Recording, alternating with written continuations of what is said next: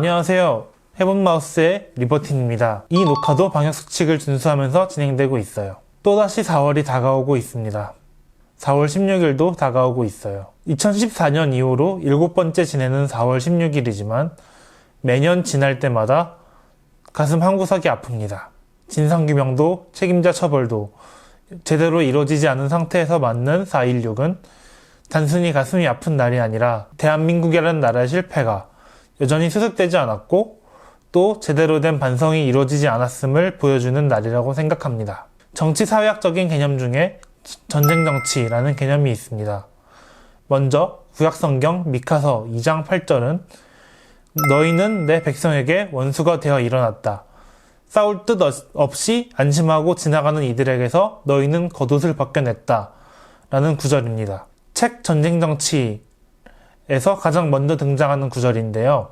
근대 여명기 프랑스 사상가 볼테르의 격언인 변덕이 아니라 법이 지배하게 하라 라는 구절도 등장합니다.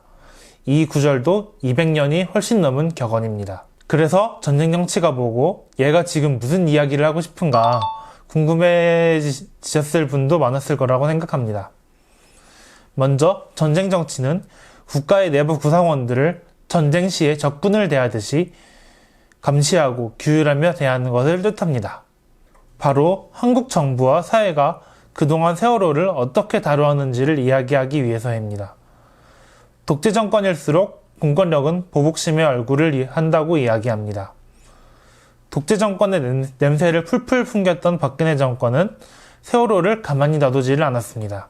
세월호 그날의 기록에 따르면 무려 7시간이나 부재하면서 그날의 기록들에 따르면 해경은 구조를 하지 않는 것을 넘어서 구조를 사실상 방해하는 수준까지 가기도 했죠. 그뿐인가요? 세월호 참사가 일어난 이후 경찰 공권력은 횡목항에서, 광화문에서, 안국동에서, 또 청운동에서 늘상 시민들을 상대로 전투를 펼쳤습니다.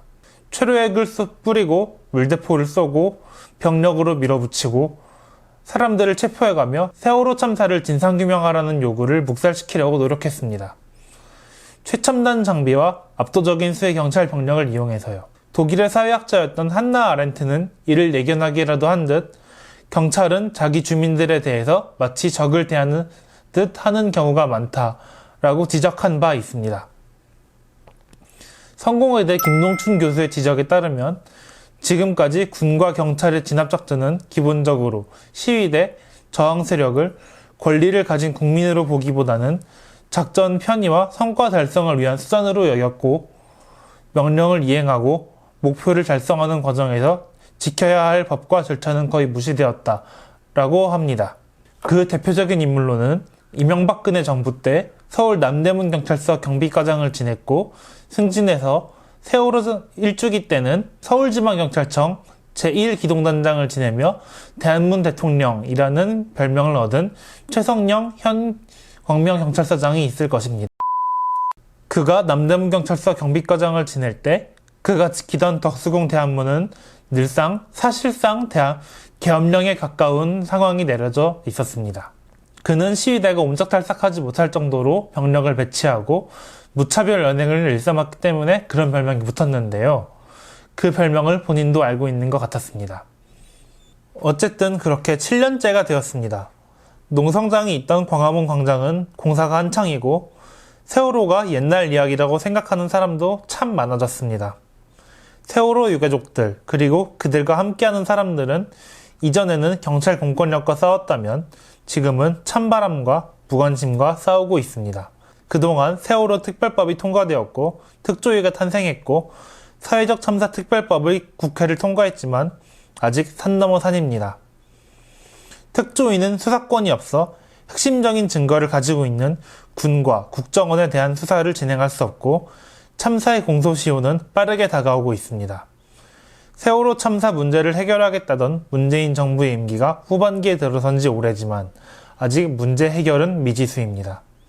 세월호 참사는 짧게는 이명박 정부 9년의 적폐, 길게는 한국 사회의 모든 적폐들이 골마 터진 사건이라고 할 수 있을 것입니다. 규제를 완화하고 사회적 안전망을 없애고 국민을 속이고 더 나아가 국민을 상대로 전쟁을 치르는 모습까지 보여줬기 때문입니다.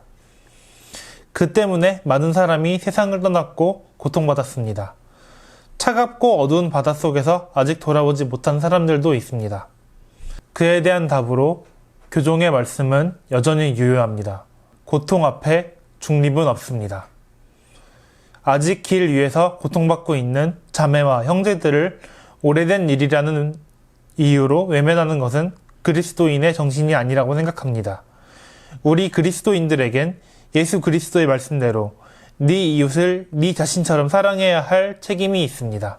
그가 전해주던 이웃을 사랑하라는 말과 고통 앞에 중립은 없다는 말은 어쩌면 비슷한 맥락일지 모릅니다. 어둠은 빛을 이길 수 없습니다. 우리는 어두운 시기를 뚫고 수많은 산들을 넘어 우리는 여기까지 왔습니다. 아직 뚫고 가야 할 어둠이, 넘어야 할 산들이 많이 남았지만 우리는 노란 리본을 달고 그 노란 리본을 따라 여기까지 왔습니다. 제가 참 좋아하는 말로 마칠까 합니다. 한진중공업 해고노동자 김진숙 씨의 말씀입니다. 포기하지 맙시다. 또 쓰러지지도 맙시다.